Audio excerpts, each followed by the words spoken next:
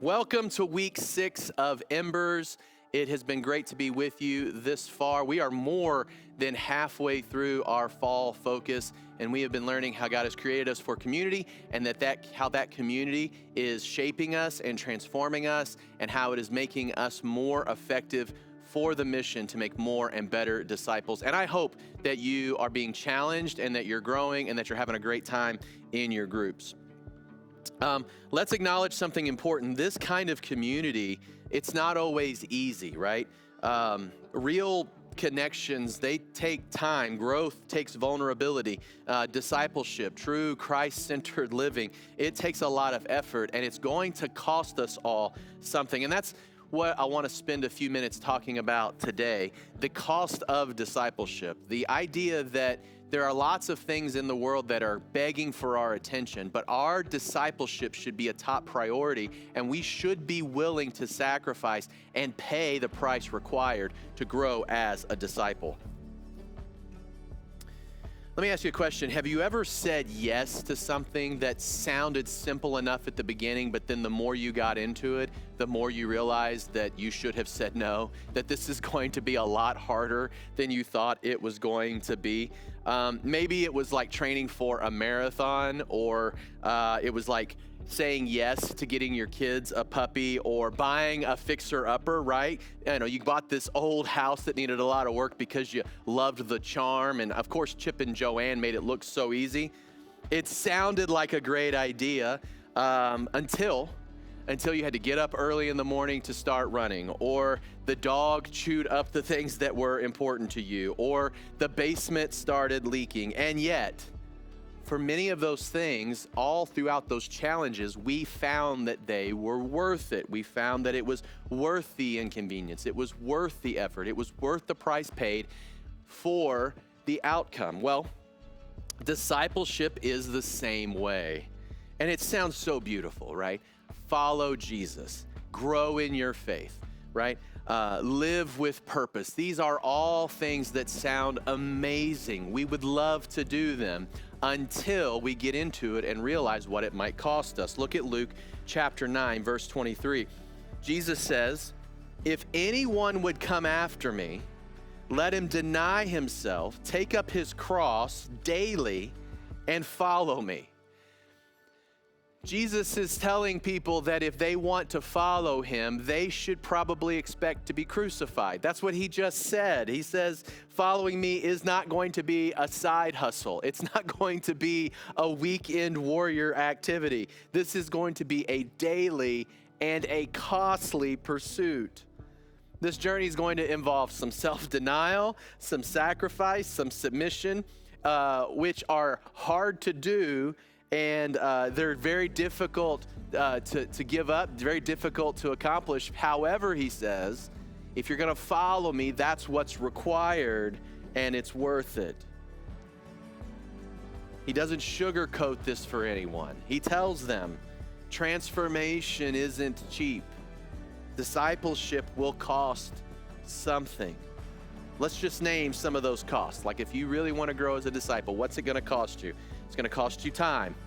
Showing up consistently, there are going to be things that are going to beg for your time, demand your time. That's going to be a cost. Comfort, being challenged to grow in an area where you're struggling or weak, that is costly. That's hard. Energy, investing in others is tiresome. It requires a lot of energy to see other people grow. Control. Wow. How about we go through the practice of surrendering our agenda to following Jesus in his timing? That's going to cost some things. But here's the thing. Everything worthwhile is costly, right? Everything. A great marriage takes time, right? A strong friendship takes time. A vibrant faith is going to take time. None of it happens by accident, and all of it requires intentionality, and all of them are going to require investment. So community costs something too. To grow as a disciple in community, it's going to cost you something as well. Discipleship doesn't happen in isolation. You're going to need others, and others are going to need you. So there is a price to be paid for loving one another this way. That's a part of why we're doing this series, Embers, that we would move past just being together, connected socially or with commonality, but that we would gather together that we might challenge one another to grow as disciples, that we would help each other prioritize our relationship with Jesus daily. I got to get personal with you for a minute. So just be honest. Just be honest with yourself. Is growing as a disciple truly a priority in your life? It's a challenging question. Like when I say it, in a group like this, I say yes, right? Or if I'm in the worship center like I am right now, I would say yes. But what about Monday morning, maybe even Monday after a long weekend, big list of to-dos, lots of things that have to be done, lots of needs that have to be met. The kids are demanding things, the house needs this, the job needs this. For me to stop and ask myself, is growing as a disciple a priority to me today? Jesus says we take up our cross daily and follow him. It's worth it.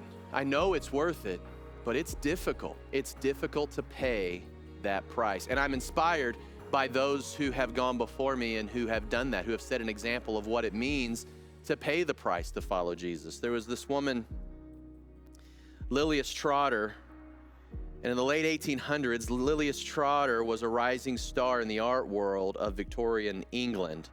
She was mentored actually by John Ruskin, and he believed that he was very influential, and he was an art critic. He believed that she was going to be the next great artist, that he really believed that in her whole generation, she was going to stand out as the top artist if she could find the time to devote herself to her art and really commit to it full time.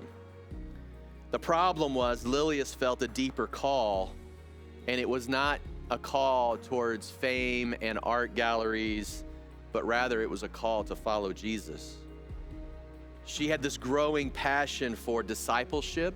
She had this growing passion for missions, particularly among people who had never heard about Jesus before, people who had never had a chance to respond to the gospel. And so, with everyone in the art world believing she was the next great one, she walked away. And she went and became a missionary to unreached people in Algeria, which at the time was one of the most spiritually resistant places on earth. And she went there and she found a harsh life. She battled illness, language barrier, loneliness, deep cultural resistance to the gospel. There were no large crowds, no easy conversations, but she stayed and she ministered and helped people grow as disciples for 40 years. Quietly, she mentored women. She hosted small groups. She translated the Bible. And she wrote these spiritual reflections that would inspire people when they read them. At one point, when she was questioned whether or not it was worth it to give up her career in art, she said this: "The deepest things in God are not learned in classrooms, but in battle." Her journals, now published, are full of reflections on the cost of following Jesus, but also they're full of passages on the joy of being poured out for the sake of others. She never returned to fame. Her art mostly went on to be forgotten, but her faithful obedience to Christ and helping people grow as disciples left a legacy that is still present in North Africa today. Lilias Trotter could have chosen comfort. She could have chosen more than comfort. She could have chosen recognition and fame and applause and pats on the back, but she chose discipleship instead. She chose obedience instead. She chose people. She chose to go slow, to go deep, trusting that the way of Jesus often looks unimpressive, and it changed the world. Real community, the kind that shapes the world, the kind that shapes the soul, the kind that shapes us, it will cost us. Maybe it doesn't mean we have to give up our career and walk away from everything we know and move to a foreign country, but it's still going to cost us time and comfort and energy. But in the end, it is worth it. Here's the truth. When we read the Luke passage, Jesus never says following him is going to be easy. He never says that it's going to be simple. He says it's going to be worth it. As a group, here's the challenge. Take a moment to reflect together. Are we making discipleship a priority in our own lives daily? What is one area where we may have chosen comfort over growth? And what would it look like for us together to take up our cross daily? Crosses are heavy. The road is narrow. But life on the other side, it's full of all of the things we desire: joy, freedom, purpose, power. So let's don't settle for a faith that's comfortable but cold. Let's lean in. Let's light the fire. Let's choose discipleship no matter the cost. Because when we carried our cross together, we find that this was the life we were made for.